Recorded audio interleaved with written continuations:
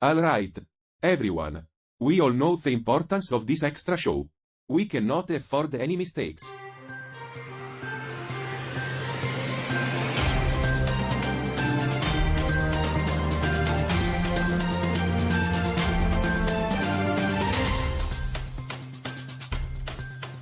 Absolutely, Bob. This is a chance to show the universe what we are capable of. We must ensure that the broadcast goes off without a hitch. I agree with Charlie. We need to prepare for every possible scenario. I've checked and rechecked all the equipment. Everything seems to be They're going all so perfectly. worried. It's almost amusing. Yes, it is. But it's understandable. This show is a big deal for them. Carl, can you confirm that the backup systems are working properly? Yes, Bob. All backup systems have been checked and are functioning correctly. Alright then, let's do a run through to make sure everything is in order. I'll start the countdown. And we're on in 3, 2, 1. Well done, everyone. We did it. I never had any doubt that we would. Now, let's get to work on the next one. We have a lot of ground to cover. Tabloid alert. In Mongolia, a sandstorm is blowing the minds of farmers and animal handlers alike. According to the Montsane News Agency, the sandstorm started on April 30 and hit the Chandman and Altai districts.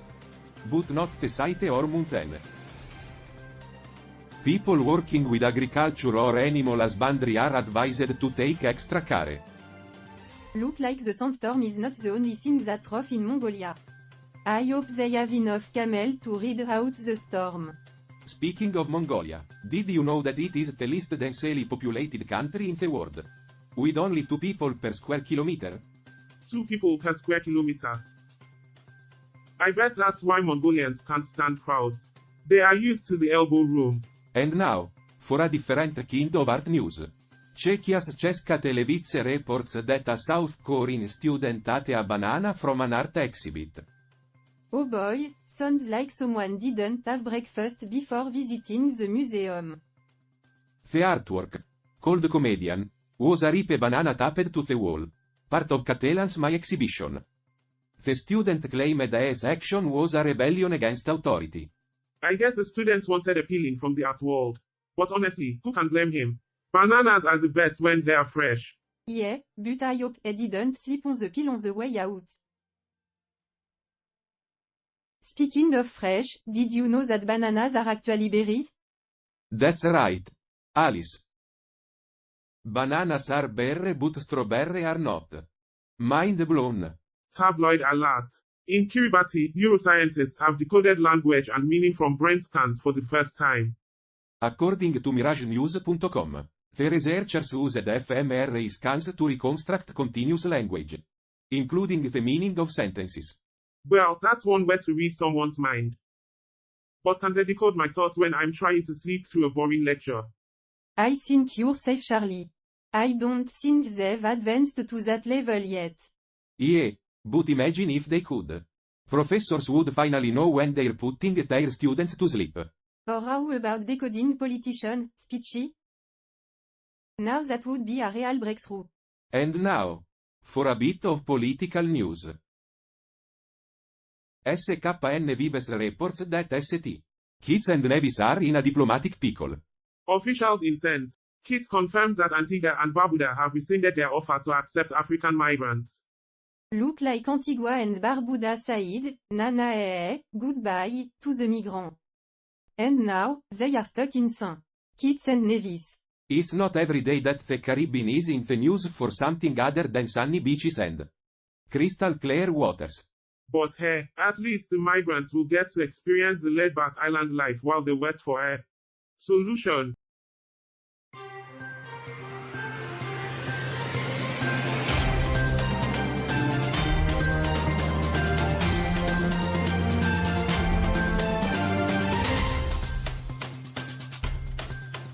Welcome back to Earth. Our next story takes us to Lithuania, where they are taking on the difficult topic of sexual violence against children. Debbie, what's our headline? from Lithuania comes a conference on preventing and recognizing sexual violence against children. So they're finally catching up to the rest of us. Bob, that's not something to joke about.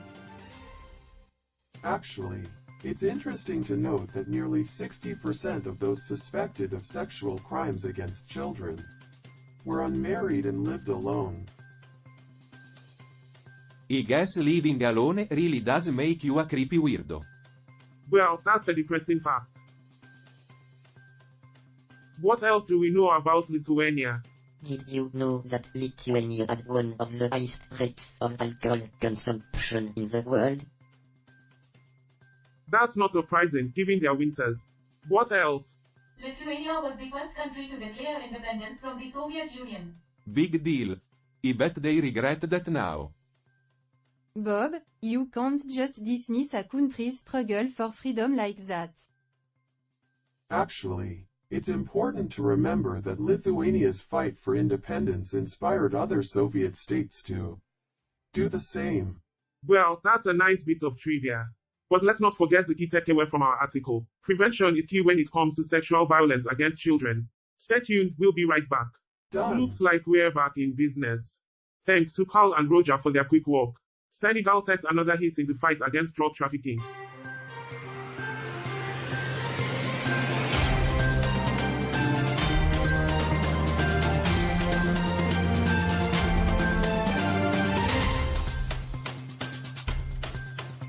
That's our headline for today's article, folks.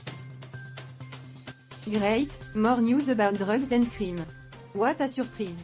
Hey, it's important to stay informed about global issues. Alice. Let me summarize the article for you. 2 individuals from Mali were caught in Caran, Senegal with 4 kilograms of cocaine worth 432 million CFA francs. They are now in police custody and the investigation is ongoing. It's another example of the Customs Division's commitment to fighting illegal trafficking. I guess those drug dealers learned the hard way that Senegal doesn't play around when it comes to drugs. It's a no coca It's policy. interesting to note that drug trafficking often contributes to instability and insecurity in many countries in the sub-region. Like anything is going to change. Drug trafficking has been a problem in that region for the past 5 decades and it's only getting worse. Really? I didn't know that. What happened 5 decades ago? It's a long story, Bob. But let's just say that colonization, corruption, and poverty have contributed to the current state Well, of we can affairs. solve all of Senegal's problems, but we can spread awareness and encourage action. Speaking of which, it's time to wrap up this episode and prepare for the premiere of New Horizons. Debbie, is everything ready to go? Yes, everything is working properly. The first episode will air Good without any teamwork is technical key to difficulties. success. We faced challenges, but we overcame them together. It's been a pleasure working with all of you. I hope we can continue to learn and grow together. I agree. We may be aliens from different planets, but we share a common goal, to understand and appreciate Earth. Thanks for tuning in, everyone. Stay curious and stay tuned for more on Earth. Alright, welcome back to Earth. We're running a bit short on time, so unfortunately we will be able to do a deep dive on that article about drug trafficking in Senegal, but the key takeaway is that it's a major problem in the region, and it's something that needs to be addressed. And what can we do about it? Exactly. We can raise awareness and support organizations that are working to combat it. Speaking of support, everything looks good for the New Horizons broadcast, right? Yes, all systems are functioning properly. Well, unless a rogue comet crashes into our broadcast station, we should be good to go. Great. Now you've jinxed us. Don't worry, Bob. We're in good hands with Carl. He's always thinking ahead. Ah, shucks. And we have plenty of data to analyze. Great. Well, it looks like we are ready to go. Let's continue to work together and learn from each other as we explore the universe.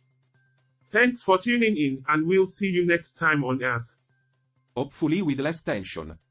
I'm just speaking my mind. I'm sorry if I caused any issues. Let's focus on the future and continue to grow as a team. Agreed. We have a lot of work to do.